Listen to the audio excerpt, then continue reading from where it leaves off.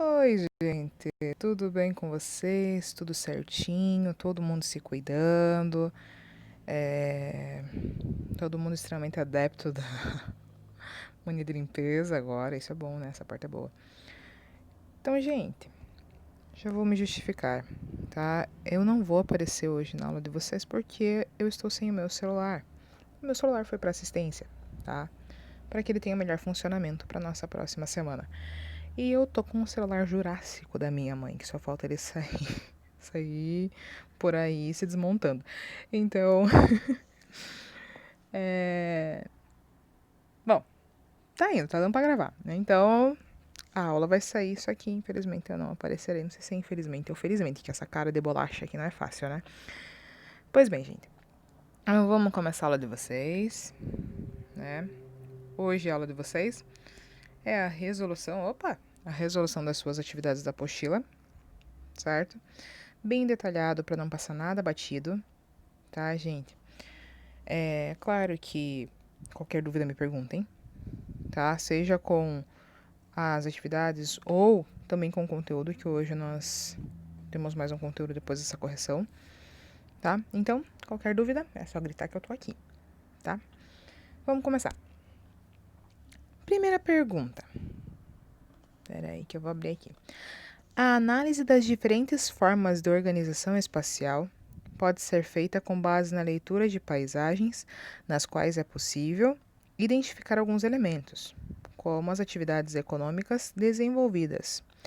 Assim, observe as imagens a seguir. Então, vocês vão olhar essas imagens bem bonitas aí que vocês têm, né? Do lado esquerdo de vocês, a imagem 1, cidade forte. Eu não consigo enxergar o nome da cidade, gente, porque eu sou bem ceguinha. Mas nós sabemos que é um centro urbano, né? Trânsito, algumas lojas, semáforo. Então, características de um centro urbano. É claro, ao lado direito de vocês, já dá para notar que tem uma diferença gritante, né? Que diferença é essa? A gente sabe que é o campo. E no campo ali nós temos o quê? Uma, duas, três, quatro casinhas. Tem mais alguma coisinha de construção do lado da casinha lá de cima. E aí vem a grande questão, né? Provavelmente uma ou duas das casinhas é de moradia, e a outra é para criação de algum tipo de animal, né? De aves ou para guardar outros tipos de animais também, para guardar também semente ou até mesmo os produtos de cultivo da região. Tá? É muito abrangente. Isso, é claro, vai da nossa criatividade do momento que a gente está pensando em analisar, né? Beleza? Vamos trocar aqui. Vocês teriam que responder essas perguntinhas, certo? Identifique, não esquecendo, livro de atividades, página 4, conteúdo da aula 6. Identifique qual das imagens corresponde à paisagem do campo e qual corresponde à cidade. Acho que não tem dificuldade com relação a isso aqui, gente, né? Tá bem escrachado na nossa cara que... Opa! Vamos lá, ele funciona? Aí, tô falando pra vocês, só falta o celular se desmontar. A imagem 1 constitui uma paisagem de cidade e a imagem 2 de campo. Né? Tranquilamente a gente consegue ver isso. Né? Cidade ali, cidade forte, imagem 2, campo. Depois, com base na observação das imagens, diferencie os conceitos de campo e cidade. Então, vocês teriam que analisar as duas imagens e diferenciar o conceito de campo e cidade. Claro que baseado em cima dessas imagens que vocês têm aí. Né? Eu fiz um conceito aqui, que é o seguinte, né? Imagem 1, deixa eu aumentar a letra aqui para mim. A imagem 1 é rua comercial, ou seja, em que se desempenha uma atividade do setor terciário da economia, correspondendo, portanto, a uma cidade. São consideradas de situação urbana nas áreas correspondentes às cidades, sedes municipais, as vilas, sedes distritais ou as áreas urbanas isoladas. Já na imagem 2, predomina o cultivo agrícola, a atividade primária, ou seja, do campo. Popularmente, são considerados rurais ou do campo os espaços onde prevalecem determinadas atividades relacionadas ao setor primário da economia. Beleza? É claro que, né? As respostas, elas não precisavam ser desse tamanho. Eu já coloquei uma resposta abrangente, assim, grande, de certa forma, literalmente falando, porque aí, se vocês colocaram algo que bata com isso, tá valendo, né, gente? É que essa aqui eu já coloquei bem detalhado, tá? Aí, funcionou. Depois, né, a classificação setorial da economia nos permite compreender como ocorrem a produção e a oferta de serviços em uma localidade e facilita dimensionar a economia, possibilitando estudos e planejamentos em diversas escalas. Considerando as atividades econômicas do município onde você mora, conceitue e exemplifique a organização dos setores econômicos. Então, aqui nós percebemos que quando a parte vai para onde você mora, vai ter alguma coisinha pessoal, tá? Mas isso eu vou falando para vocês no decorrer da atividade. Vocês teriam que conceituar, né, setor primário, secundário e terciário, e tá lá.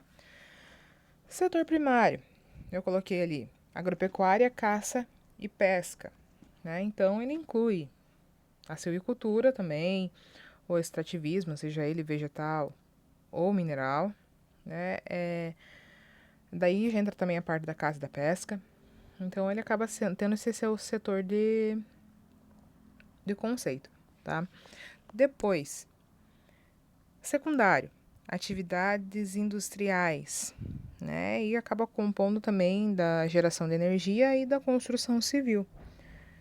E o terciário, atividades relacionadas à prestação de serviços, tá?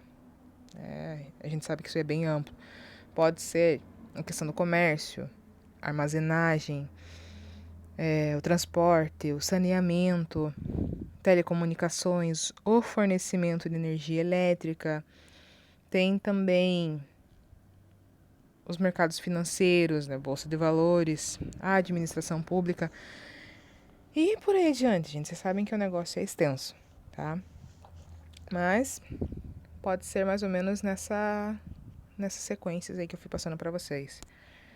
E o exemplo de empresa e a sua localização geográfica com relação ao setor primário. Não esqueçam, né? No município onde você mora. E aí a gente para pra pensar, é pessoal? Por que é pessoal? Porque cada um pode ter citado uma região, tá? Então, quando a gente para pensar ali, setor primário, né? Agropecuária, extrativismo, caça, pesca, ele acaba deixando a gente meio que... Uou, né? E agora? Será que todo mundo vai ter citado igual? Não, por isso que é pessoal, tá?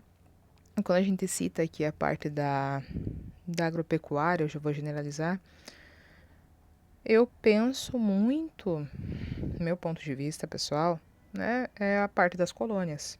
Colônia Maria Luísa, Colônia Santa Cruz,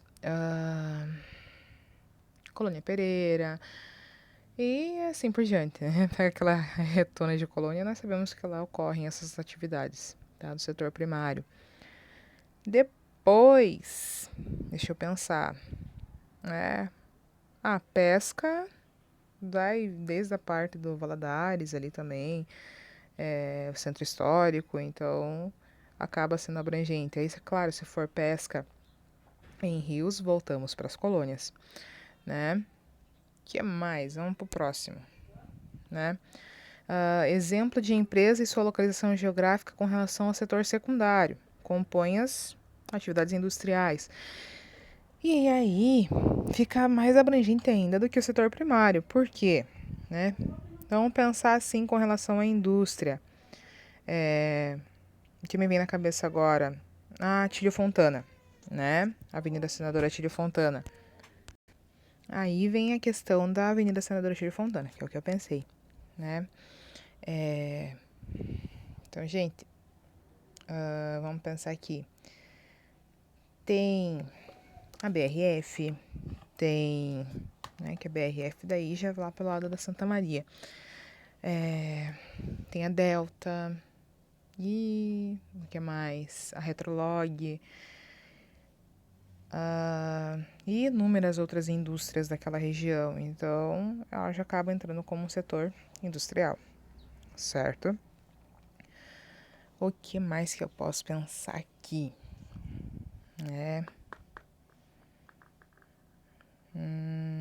Pois bem, tem a parte do centro também, né? Eu já não diria do centro, mas um pouco antes do centro, né? Que tem algumas outras indústrias e assim por diante, tá? Vocês podem ter citado várias outras regiões que tenham atividade industrial.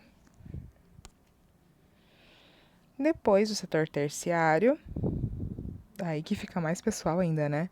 É um exemplo de empresa e sua localização geográfica. Bom, quando a gente fala de comércio, vocês podem ter citado a Roque Vernalha, né, e algumas lojas da Roque Vernalha ou supermercados. Vocês podem ter citado Parque São João e algumas lojas ou supermercados, também farmácias. O centro, é claro, né?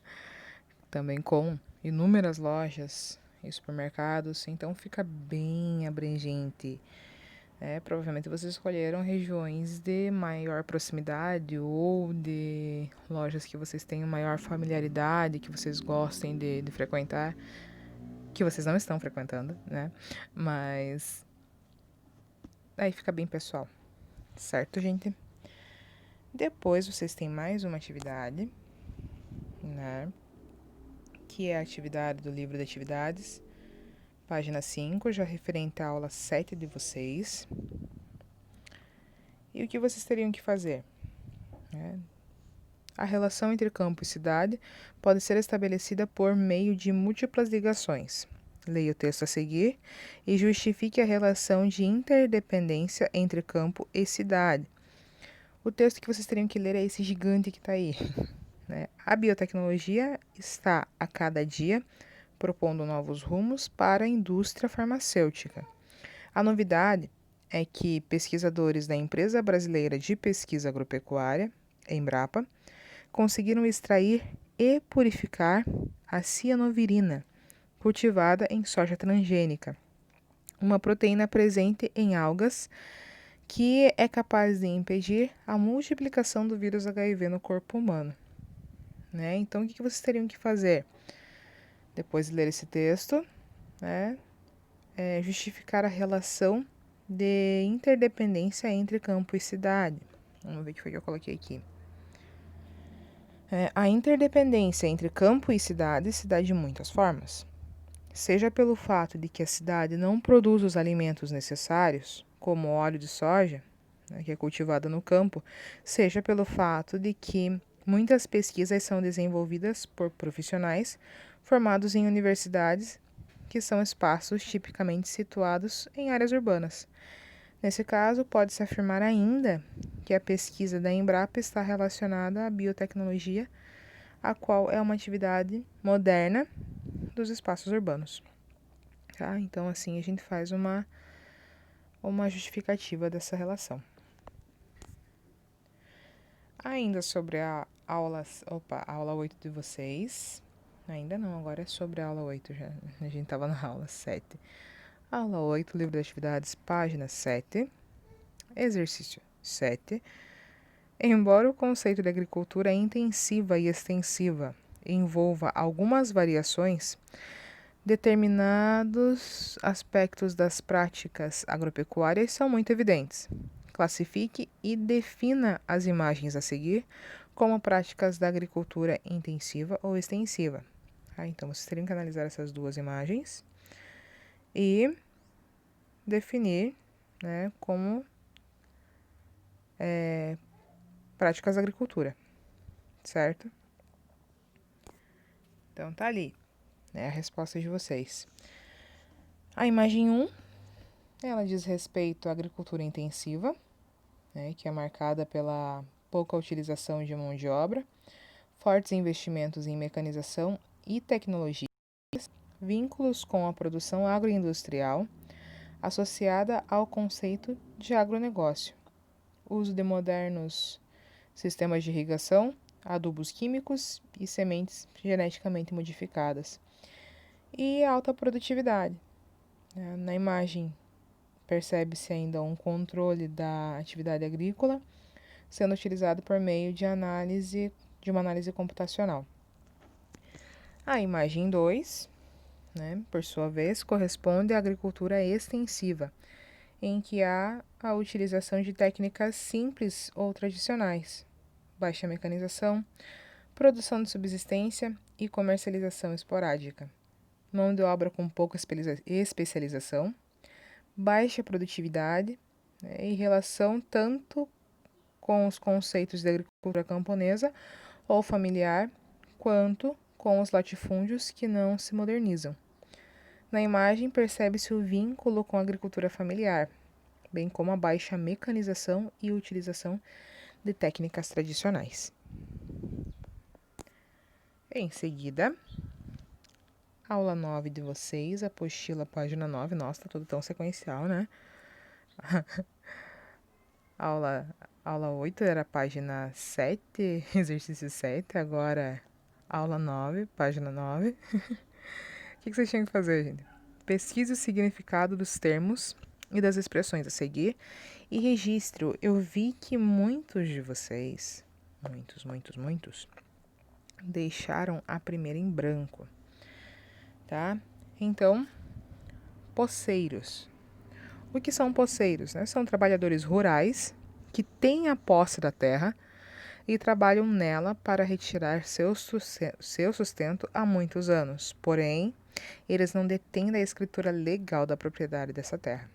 Tá? Então, o conceito de poceiros é esse, beleza? Depois, camponeses assentados.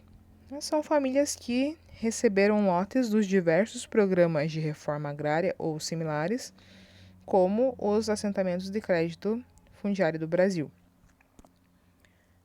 Arrendatários, trabalhadores rurais que produzem em terras que não lhes pertencem, geralmente pagando os proprietários com percentuais da produção obtida. E por último, especulação. Disse quando o principal objetivo de um proprietário rural é adquirir terras a baixo custo para revendê-las quando estiverem mais valorizadas. Muitas vezes os especuladores utilizam sua influência política para garantir a valorização das terras. Gente, a gente ainda vai para a parte industrial, mas essa parte da especulação ela vale tanto na parte do setor rural, né, da área rural, quanto da parte industrial também, tá?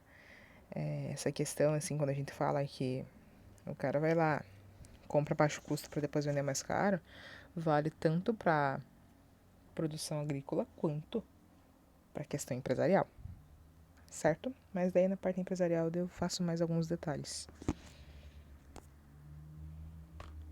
Aula 10, apostila, página 13.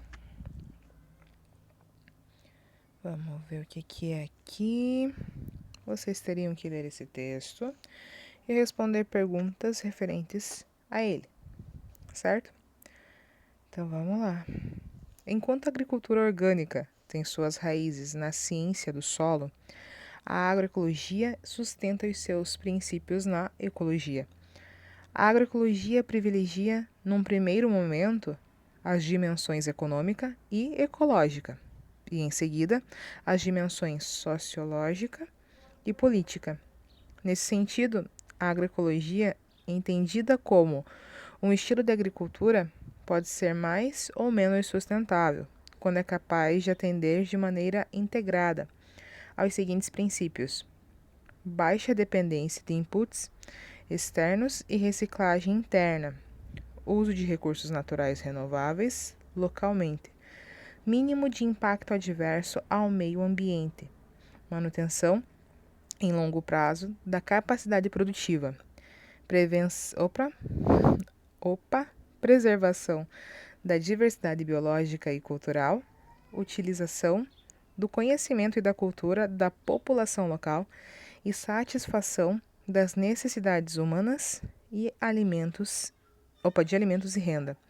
Por outro lado, a agricultura orgânica sustenta-se, segundo a IFAM, em princípios de equidade, saúde e justiça e em paradigmas da ciência do solo. é entendida por autores de forma crítica, centrada numa visão minimalista, na medida em que ela é vista como substituição simples de insumos, em detrimento do redesenho dos sistemas agrícolas e praticada segundo a lógica organizacional da moderna agricultura convencional. Apesar dessas críticas, a conversão para a agricultura orgânica é frequentemente lembrada por esses autores para ilustrar as perspectivas de transição agroecológica. Ufa! Ai, esse era grandinho. Né? Gente, esse artigo ele é de 2013, certo? Falando sobre o nosso conteúdo. E aí tá a primeira pergunta. Por que para os produtores agroecológicos a produção orgânica representa apenas uma etapa da transição para a agroecologia? Vamos lá. Inserida nos mesmos moldes e estruturas da agricultura comercial, a produção sem a utilização de defensivos agrícolas, que também caracteriza os chamados produtos orgânicos, não representa um rompimento com o modelo vigente. A produção agroecológica apresenta-se como uma alternativa à produção convencional, não apenas no aspecto da não utilização de agrotóxicos, mas também na proposição de uma reformulação nas questões sociológicas e políticas que reagem à vida dos camponeses e o espaço rural. Assim, a produção orgânica significa apenas uma etapa desse processo. Depois, qual a diferença de custos dos produtos orgânicos à venda nos supermercados em relação aos convencionais? Quais são as contradições dessa realidade? Em virtude da novidade que representam no mercado e da associação à saúde e ao bem-estar, os produtos orgânicos se popularizaram entre os consumidores das classes sociais mais elevadas. O alto custo da produção e a pouca oferta contribuem para a prática de preços bastante elevados. Tal fato representa uma contradição, pois muitos dos demais potenciais consumidores, sobretudo os de classes mais baixas, têm dificuldades econômicas, né, Eita, mas foi errado ali. Tá, gente? Para adquirir tais produtos e, com isso, contribuir para a dinamização do mercado, acarretando seu barateamento, tá? Quando a gente fala muito com relação a isso, é aquela questão: o produto que não passa por tantos insumos agrícolas, o produto que não recebe, não recebe nenhuma questão associada a agrotóxicos e tudo mais, né, eles têm um custo mais elevado. A gente percebe isso no mercado. E a gente vai falar sobre isso na próxima aula também. E esse custo mais elevado, é claro, ele vem com relação à qualidade do produto. Você sabe muito bem que se você compra o produto convencional, provavelmente ele passou por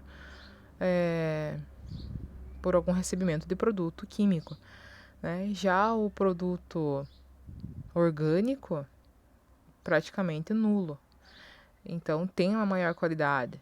Se tem uma maior qualidade, teve um maior cuidado. Esse maior cuidado também teve um custo mais elevado, um trabalho maior. Por isso que eles acabam recebendo os preços tão alterados assim. Certo, gente? Então, se você quer um produto de qualidade, você infelizmente tem que pagar um pouco mais caro por ele. Literalmente falando é isso. Beleza? E eu vou voltar nesse assunto com vocês na próxima aula. Depois, deixa eu ver aqui para não me perder. Na região em que você vive, existe algum produtor que tenha optado pela produção agroecológica?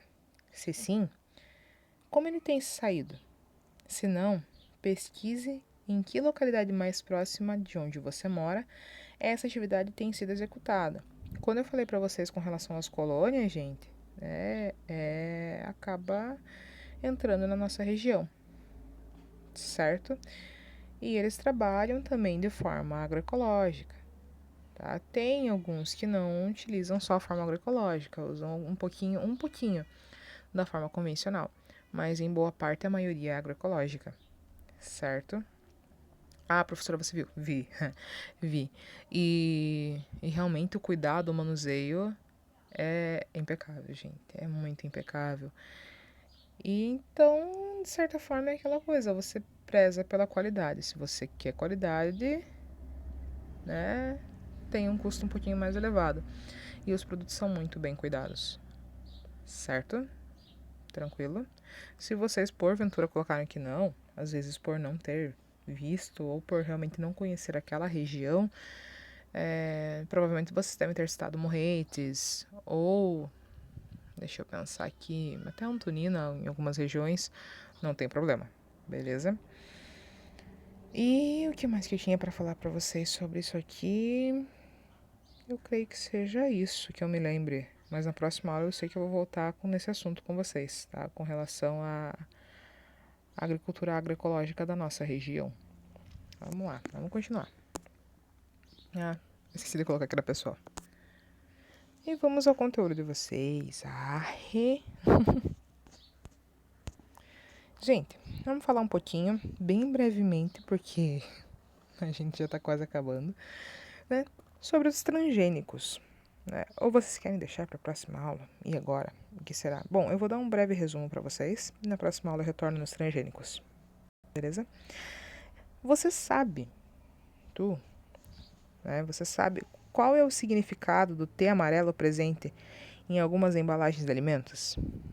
Então, reparem, porque eu lembro que quando eu tava na faculdade, eu fui fazer isso. O professor falou na sala dela e fiquei, meu caramba, eu vou chegar em casa, vou virar tudo e vou procurar. E eu procurei para mostrar para vocês na aula. Depois eu mostro para vocês no final da aula, tá? Então, esse símbolo, ele aponta que os alimentos são transgênicos, ou seja, aqueles que são modificados geneticamente com a alteração do código genético, né, do DNA, e produzidos em laboratório por meio de técnicas artificiais de engenharia genética. É claro que apesar dos alertas, né, sobre os seus efeitos a curto e longo prazo para a saúde dos seres humanos e também dos animais, muitos brasileiros ainda não sabem que boa parte da sua alimentação possui componentes que são feitos a partir dos alimentos geneticamente modificados. Né? Entre os principais transgênicos que nós temos cultivados aqui no Brasil, né, nós temos a soja e temos também o milho, que são usados como ração para as aves, né, gado e suínos, e também amplamente utilizados nos produtos ultraprocessados para o consumo humano, como que salsicha, bolacha, biscoito, bolos, salgadinhos de pacote, entre outros. Ah, tá, não se assustem, tá, gente?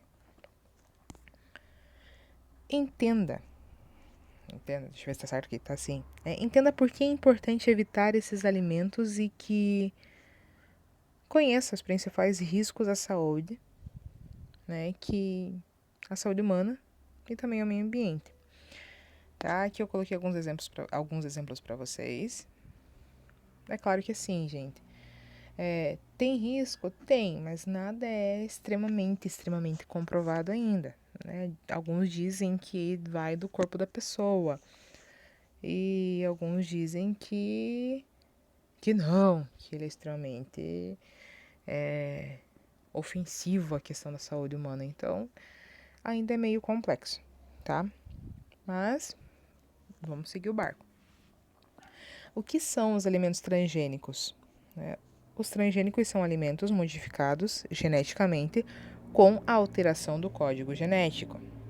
Tá? Então, é quando são inseridos nos organismos genes provenientes de outro. E esse procedimento ele pode ser feito até mesmo entre organismos de espécies diferentes. Por exemplo, né, a inserção de um gene de um vírus em uma planta, ou algo do gênero. E também ele é realizado com plantas, animais e micro-organismos, tá? Tá aqui, achei. Quais são os riscos para a agricultura?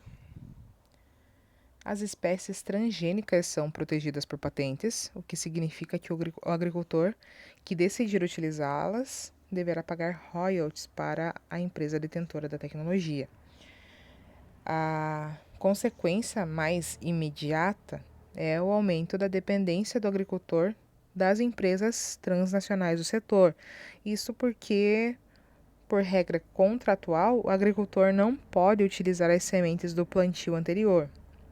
Assim, ele tem que comprar as sementes transgênicas a cada safra. E além disso, é muito difícil o agricultor literalmente se livrar totalmente das plantas transgênicas, o que pode ocorrer com qualquer plantação, já que caso ele não queira mais plantá-las, a chance de ainda nascer uma planta transgênica na plantação convencional, ela ainda existe. E caso isso ocorra, ele será praticamente... Como é que eu posso falar para vocês a palavra? Ele vai ser induzido a pagar algumas multas e mais alguns royalties, por mais que ele não tenha culpa, tá? Também existe o risco da contaminação, que pode ocorrer por meio de insetos ou até mesmo por meio do vento. É o caso do milho.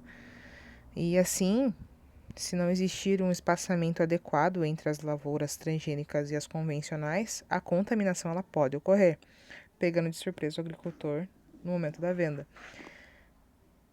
É claro que ocorre com frequência a perda do contrato desses agricultores, já que o comprador, que estava interessado em um produto não transgênico, ele vai ficar muito injuriado e vai cancelar a venda, ou melhor, a compra. E quais são os riscos para a saúde? Pelo menos alguns que eu consegui levantar para vocês, é claro, tá? Então, são vários e graves os riscos potenciais, tendo os cientistas apontado como os principais deles. O aumento das alergias, que é quando se insere um gene de um ser em outro, novos compostos podem ser formados nesse organismo, como proteínas e também os aminoácidos. E se este organismo modificado geneticamente for um alimento, o seu produto pode provocar alergias em parcelas significativas da população, por causa dessas substâncias. A gente pode citar como exemplo o Instituto de Nutrição de York, na Inglaterra, em 1999. O que aconteceu? Uma pesquisa constatou o aumento de 50% da alergia, na alergia a produtos à base de soja, afirmando que o resultado poderia ser atribuído ao consumo de soja geneticamente modificado. Uma outra preocupação é que se o gene da espécie que provoca alergia em algumas pessoas for usado para criar um produto transgênico, esse novo produto ele também pode causar alergias, porque há uma transferência das características daquela espécie. Isso foi o que aconteceu nos Estados Unidos.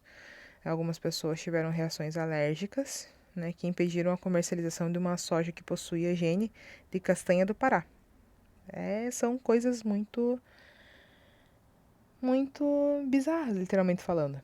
Depois a gente tem a questão do aumento de resistência aos antibióticos, que detalhadamente para se certificar que a modificação genética deu certo, os cientistas eles inserem genes, chamados marcadores, de bactérias resistentes a antibióticos. E isso pode provocar o aumento da resistência a antibióticos nos seres humanos que ingerem esses alimentos. E, em outras palavras, gente, pode reduzir ou até anular a eficácia dos remédios à base de antibióticos, que acaba sendo uma ameaça à saúde pública. Deixa eu ver quanto tempo eu tenho aqui. Bom, eu vou cortar essa aula, tá? Porque senão vai ficar muito extensa e vai ficar chata, que eu sei que fica chato. E daí, na próxima aula eu continuo com vocês, certo? Então eu termino essas explicações, beleza? Aí eu vou mostrar pra vocês só aqui algumas coisinhas que eu encontrei de transgênicos. Espera lá. Ó, pra não falar que não sou eu, tá ali, ó. É minha unha, minha tatuagem. Gente, Candangos, tá? O óleo. É claro que assim, a gente sabe do que há um certo risco, há uma certa barreira com relação a isso, mas uma vez que você começa a consumir certos produtos, você não consegue parar mais, né? Doritos, o amido de milho, mandioca, polenta. Opa, já voltei pra atividade. Então, são algumas das coisas que eu encontrei aqui, certo? Mas na próxima aula eu vou com um pouquinho mais de detalhes para encerrar esse conteúdo com vocês. A atividade de vocês, livro de atividades, página 8. Divirtam-se. Boa atividade, gente. Qualquer dúvida me perguntem. Bons estudos, boa semana e até semana que vem.